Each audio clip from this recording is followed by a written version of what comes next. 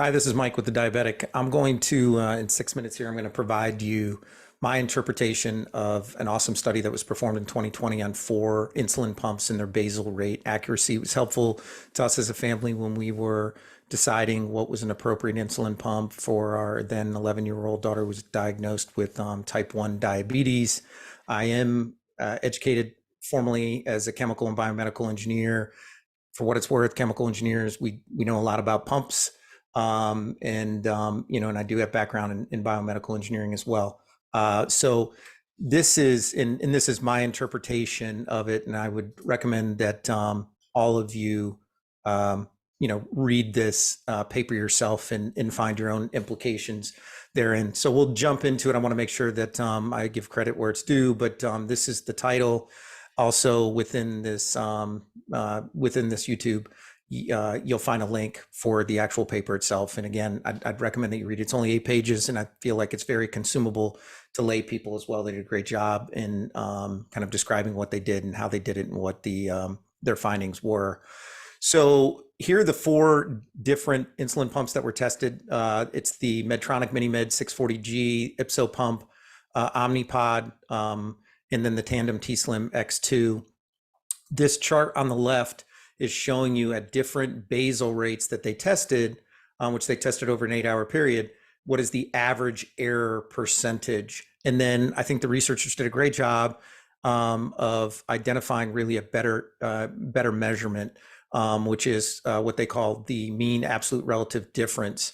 And the reason that they created this measurement and really focus on what they call MARD versus mean error is that they would find that an insulin pump where maybe it was the expected insulin dose was 2 units of insulin per hour, and in the first hour it delivered only half of that 1 unit of insulin, but on the successive the second hour it actually delivered 3, and so the average over the 2 hours actually would have been 0, right? Average, but that's not really what's important to you as a patient or diabetic or your loved one, right? Like any over delivery with any time frame can be obviously very dangerous. And so this is where we'll focus. You can see the darkest is 2 units of insulin per hour. That was one that they tested at in this dark purple. The next lighter shade is 1 unit of insulin per hour, then a half a unit of insulin per hour, and then 1/10 of unit of insulin per hour.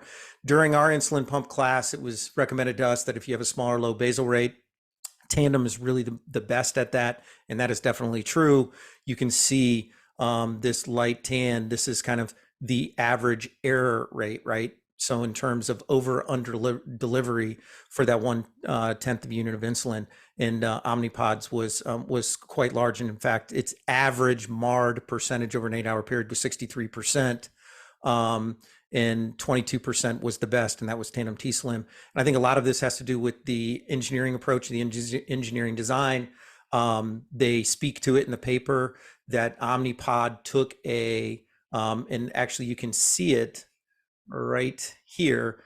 When you look at here, when they say stroke, the stroke is the amount that a piston, which is inside of a cylinder. This is a very basic concept from a pump perspective. It's like an internal, it's like a combustion engine in terms of the piston and the cylinder, but nevertheless, the stroke is how much is it, the stroke volume would be how much space is in there for it to go up, really. So how much insulin can come in and then go out into the patient. And then the stroke period is how many times that piston go up and down. But when you look at the Omnipod, the volume per stroke, so the volume, the amount of insulin anyways, you can see that they took an engineering approach where their volume is fixed. So it's, 5/100ths. And you can see that that's pretty consistent and it was fixed. And then what they do to adjust for differing basal rates is they adjust their stroke frequency. How many times does that go up in a minute, measured in a minute? You can see that here, right? So it may stroke, and this is really the way that they're measuring it, really is the stroke period, right? So it's when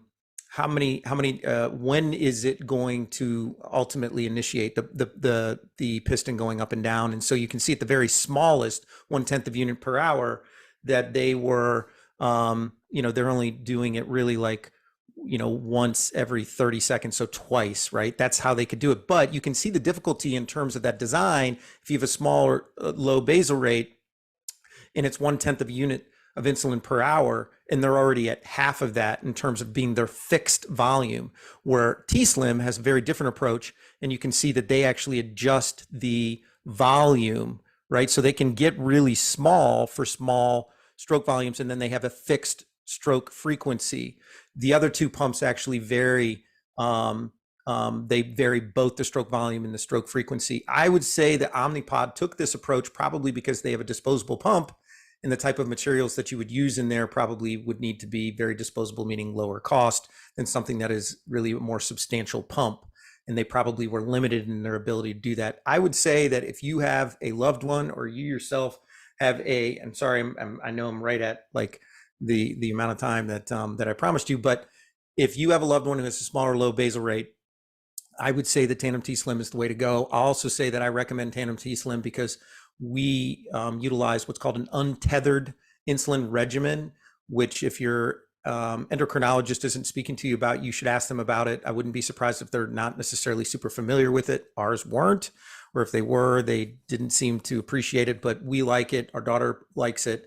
It allows our daughter to receive her bolus insulin through her pump, and then she can disconnect very frequently for things like sports or getting into the water or at night, right? If you're concerned about over under delivery of insulin, which is a real valid concern, that there's a history of that with insulin pumps, then you can disconnect at night. And so if you have a young one, this could be a really good fit for you.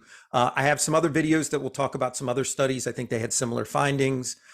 Please subscribe. We're a small blog. We're really trying to assist all diabetics in terms of living their fullest and your safest diabetic life. I also have a separate video on the untethered regimen, and I suggest that you read that as well. And again, follow the link, read the paper yourself, and don't make any choices based upon what I'm communicating here alone.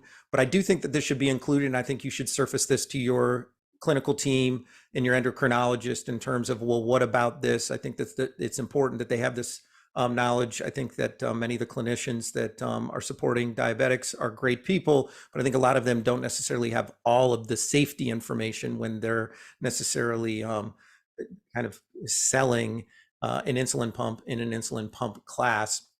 And again, you need to talk to your endocrinologist, you need to talk to your clinical team. You should absolutely not be making decisions solely based on what I'm communicating to you here. Thanks again.